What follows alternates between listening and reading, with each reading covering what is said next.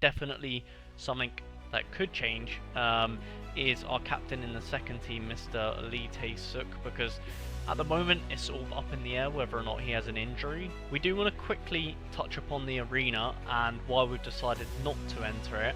Although we were certainly debating it, back to back home great games, so potentially, I don't want to get too ahead of ourselves here, but potentially could even be on for some hot streaks. What's going on, guys? Welcome back to another episode of the Under 23's Road to Glory. In today's episode, we'll be reviewing our weekend, seeing how we got on, and of course, setting ourselves up nicely for the next weekend. With that being said, we are sort of discussing and debating the arena this week, so do let us know in the comments down below if you guys have played the arena. Let us know your experiences with it, and of course, if you are enjoying the series, please do remember to leave a like, subscribe if you're new. Let's get into the episode for today. And let's see who failed in the Comments Premier League.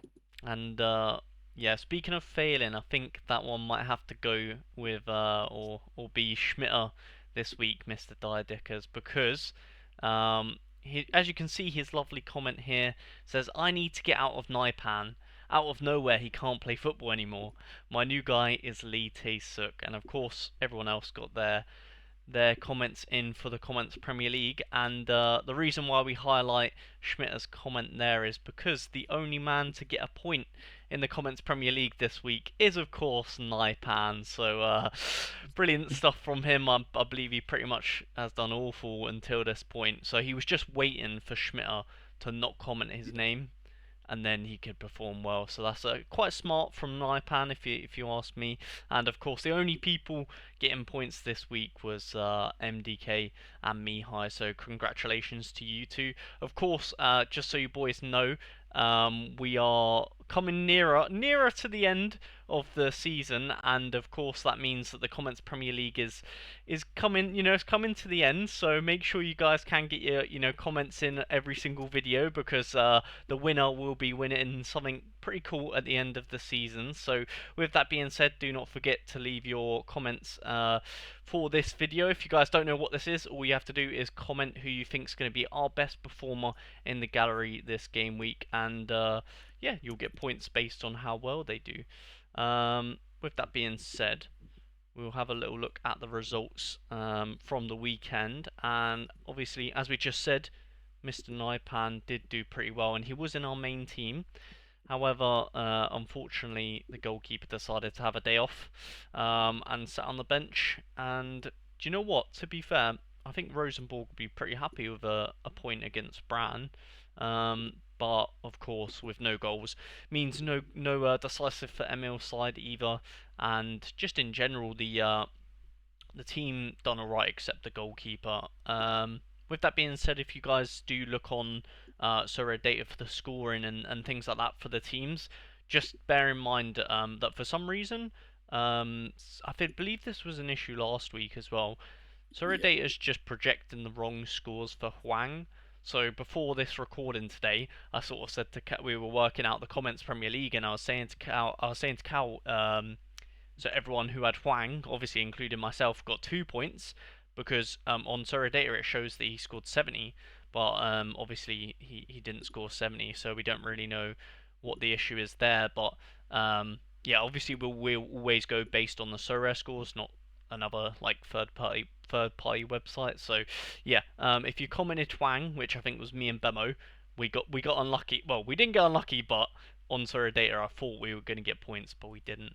And then yeah, Cal, do you want to take us through the B team? Well, yeah. So it didn't do too badly. It was more of a surprise, really. With Joe, and Sirius getting a clean sheet there as well, which is quite nice. But as per the rest of it, just didn't really happen. Viti just didn't turn up for the game at all. Mhm. Um, Unaka was like a hit or miss whether they would do well or not, but I believe he's our only other forward that plays at the moment until some business happens. And Huang just done what? Well, second Huang or first Huang, I can't remember now. Um, he just does his business. He gets between 40 and 50 pretty much every game. Mm, It's pretty solid. But in typical fashion, we done better in the second team than the first team. yeah. But that did help us because it did get us some essence, which Hmm. it would not have done in the first team, which is something to take away from that. So Yeah. it's hit and miss, but luckily we got something from it. So our idiocy or our lack of lineup building with this series actually helped. Yeah, I think I don't like correct me if I'm wrong here, but and I'm sure the comments will let us know as well. But I feel like um the spikiest scorers, maybe not in Surrey in general, but maybe in under 23s is usually the defenders. Yeah. So maybe we could look to be captain and maybe that can help us sway a captain choice in future weeks. Maybe if we're choosing between like a forward and a defender or a midfield and a defender, maybe we just give the edge to the defender more often, maybe because I feel like, yeah, I mean obviously AA wise they're usually doing better, but I mean if they're getting a decisive on top of that, it's as you can see, it's pretty crazy. Dark greens for Cho as you can see. So yeah, and then the only other result or thing to write home about and talk about would be the midweek team that we have going on here. But of course, we're not really expecting anything because it's a four-man effort. But it was one of those where you might as well put something out there. And of course, we still have Owen Wolf and Sirius to play. But as of recording this, yeah, we just put this out there just to hope to get anything. And as it stands, I mean, obviously it says we're on for a tier 5 and a promotion, but I don't know how likely that would be to happen. Probably not, Yeah, that but ain't happening. yeah. But if we can get anything, we'll take it. And of course, if it all said and done, we don't get anything, at least we get some XP on the players. Are you looking to become a Sorare manager? If so, I would really appreciate if you use the link down below in the description to sign up, because you'll be helping out a small creator like myself. And also the benefit that you guys get from that is if you buy 5 cards from the auction house or the instant buy market, then you'll receive £50 in-game credits. So with the results out of the way for the weekend, we'll move on to the business for the week. Throw you over to Cal as always. Take it away, mate. Yeah, yeah. So same as last week and the week before, I think. Just trying to sell the players and hope for the best. Um, but at the moment, no one's giving decent offers. No one's buying. So Mm, it's made life fairly difficult. But by some magic, I'll make sure that there is some people sold by the next episode and at least some nice. new faces in, Yeah. especially in the forward department. Need some support for Emil. So Yeah. yeah, we'll hopefully have some news then. Um, but yeah, just blame the market for people just Yeah, like I selling. mean it is, yeah, it's like quiet season to be fair, so there's not really many people on the like buying, to be honest. It's like who's really buying at this point of the season? Not too many people, so kind of makes sense from the selling perspective, if you're trying to sell things and and they're not selling, then it's because no one's buying really. So yeah, quite, I guess, quiet for the business. But in terms of the lineup builds, again, I will say same as every week. Subject to change. We could change this, and definitely something that could change is our captain in the second team, Mr. Lee Tae-suk, because at the moment it's sort of up in the air whether or not he has an injury. So we've sort of that we use that to sort of sway our decision making here in these two teams. So yeah, we've got Sirius in the first team, Cho, Naipan, and Emil side. That was pretty much like no-brainer picks because Rosenborg have a great fixture at home, and the other two boys also have great fixtures at home. And then the head scratcher pick for us this week was the extra position, and we put Huang in there because, I mean, his L15 speaks for itself. Although the fixture isn't great, it pretty much was between him and Lee Tae-suk, and literally, as I just stated, pretty much Lee Tae-suk being uncertain pretty much just swayed us to put Huang into the first team. And then yeah, with that being said, of course we only have two teams at the moment, and the second team goalkeeper we don't even really know what's happening with him, if he's going to play or not. And then obviously yeah, we'll wait to see news on Lee Tae-suk. We've just put the armband on him by now, like sort of the live and die by him, if he plays or not. But we should have more news come deadline, so obviously we could change that one. Viti with not an insane fixture, so we felt like he was probably worthy of the second team.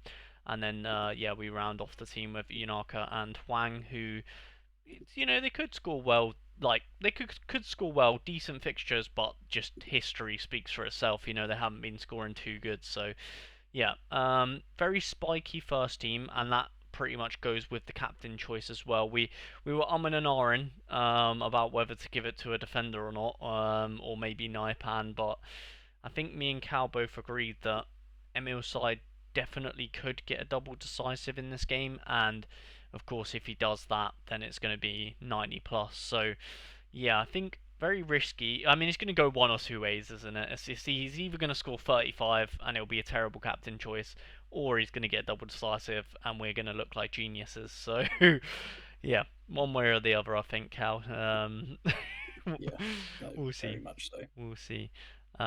With that being said, we'll throw in our picks for the Comments Premier League this week, and I think it's my pick first, which is good because I'm 2 points behind you, so I've got to catch up.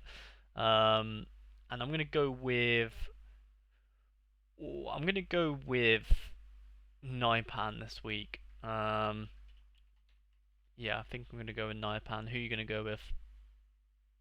I'm going to go with side. Okay, I MSI. feel like Okay, that fixture is so favourable. yeah, Like it's just gotta come in.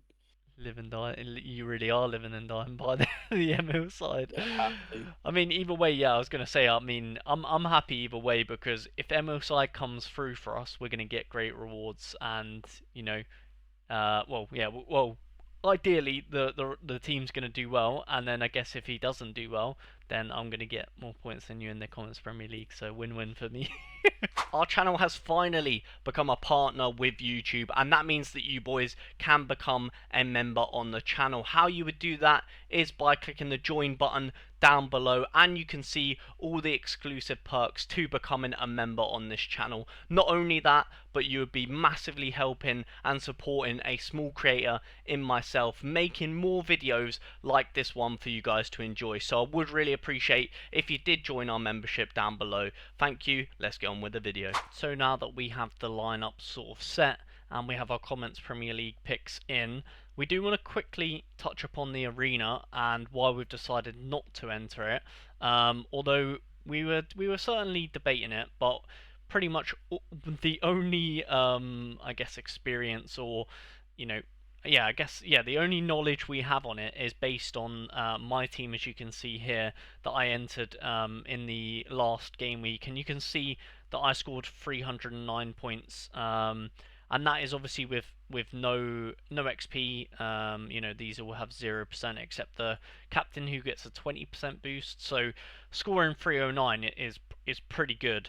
And I didn't even, well, I just finished outside of the Essence, only getting 1k XP, and me and Cal were sort of discussing it there, and we were just saying we can't even remember the last time that we got 300 points, let alone with no XP and less of a captain boost. So pretty much we're saying, or we're thinking, that we probably need to score a minimum of 300 to get essence based on this. And obviously, like I said, this is the only I guess experience or scoring that we can see or know of, and based on this, as you can see, first got 320, second got 313, third got 312, and then myself got 309, and then the rest got 300 or below. So yeah, we're thinking we were debating to go into the arena because like good content and stuff like that, but ultimately I think me and Cal both agree we're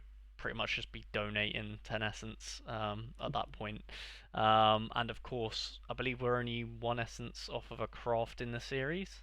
Is that right? Yes, yeah, one Yep. essence. So we're sort of like, think we would prefer to just get the guaranteed craft in. And obviously, you boys know this is originated with a £50 budget, so it's not like exactly we have loads of money to spend on this sort of stuff. So yeah, let us know in the comments what you guys think about Arena. Have you played it?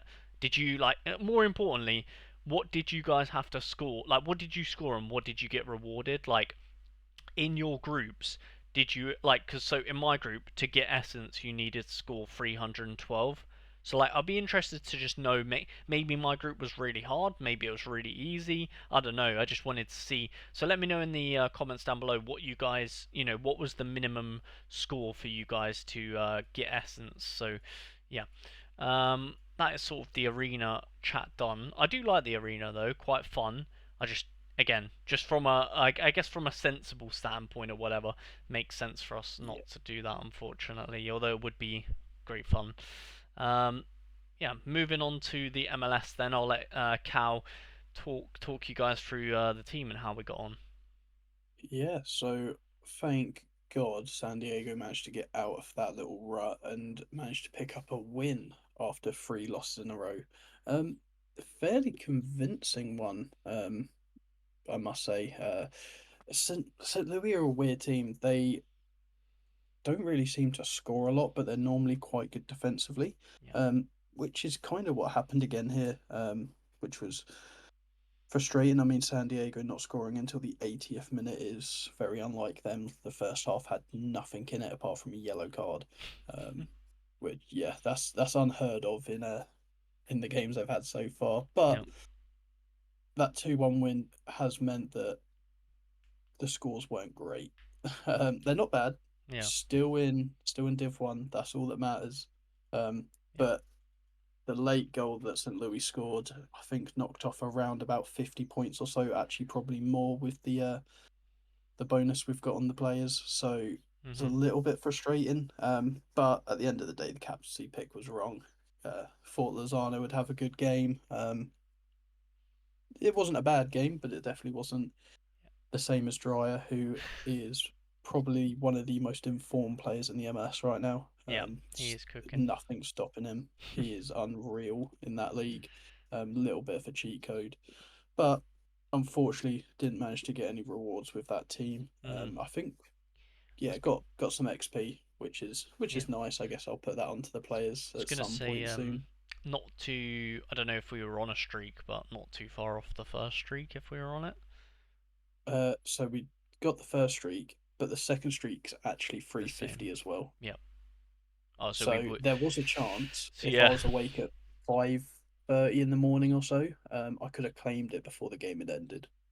Oh, really? Can you do that? Like whilst I'm they're on a pretty clean sure. sheet? Oh, that's sneaky. Actually, I didn't The know only that. I think that I've not tested because I've never Hmm. been awake at that time, Okay. but before Opta jumps in, you can claim that even if you drop below after. Oh, really? Okay, interesting. I didn't know that. But yeah, I mean, yeah, as always in Sorare, shoulda, coulda, wouldas, but yeah, would have if yeah, if we could have got that clean sheet, then we woulda been higher in the leaderboards and probably returned a little bit more, but wasn't to be this weekend. And like Cal said, at least we did remain in Division One.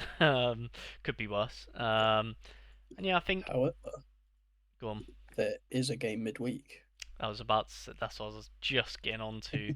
Is fortunately, San Diego have three home games in a row, including, like Cal just said, two back-to-back home games, which is very important because of the midweek. Obviously, a lot of these teams will be, you don't really want to travel too far for a midweek game, which unfortunately Colorado is going to have to do.